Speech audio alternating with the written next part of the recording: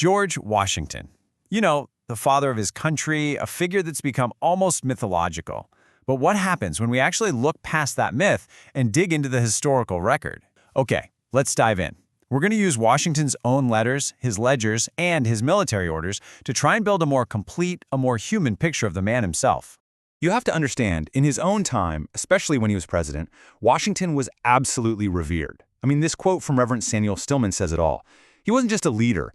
To a lot of people, he was a living saint, basically a gift from God to the new nation. This was the public image, right? The bedrock of the whole American story. But here's the thing. It wasn't the only story being told. So while many Americans saw a savior, the Haudenosaunee people saw something completely different. They gave Washington a name, Conotocarius Cress, which in their language means town destroyer. And this wasn't just some random nickname. Believe me, it was earned. And it points to a much, much darker side of his legacy.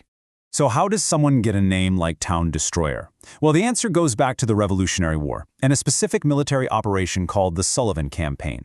Now, this wasn't just a single battle. It was a full-on campaign of annihilation, and it was aimed directly at the Haudenosaunee nations who had sided with the British.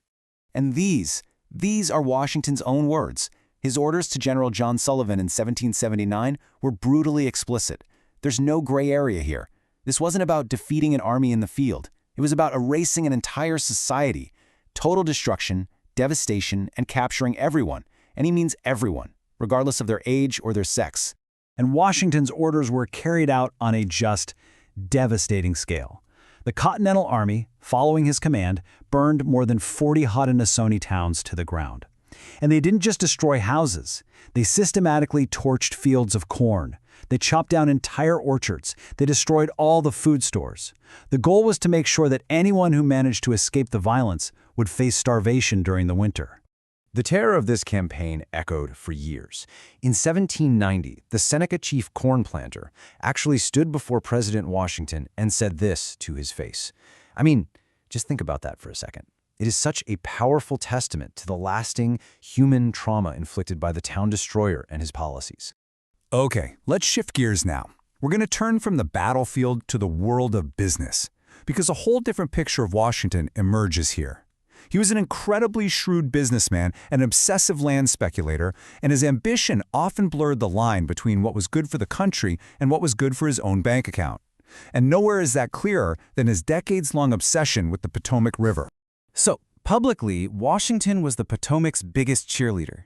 He promoted it as this national blessing, a key to westward expansion with vast commercial and political importance. But privately, in his own letters, he admitted the river was basically a geographical nightmare. He called its navigation impracticable because of all the rapids and waterfalls. So what gives? Why push so hard for it? The answer, in large part, is this number, over 40,000 acres. By the time he was a teenager, Washington personally owned a massive amount of land all around the Potomac region. So for him, developing the river wasn't just some patriotic project, it was a direct investment in his own huge fortune. If the region boomed, so did he. And he absolutely leveraged his fame to get it done. Coming right off his victory in the Revolution, he was a national hero, the biggest celebrity in the country. He used that influence to pressure state legislatures to rush bills through, and he even hosted lawmakers at his own home for the Mount Vernon Conference to push his agenda. And wouldn't you know it, when he was given the power to choose the location for the nation's new capital, he placed it right there on the Potomac, making his own lands instantly and immensely valuable. And what was the engine that powered all of this?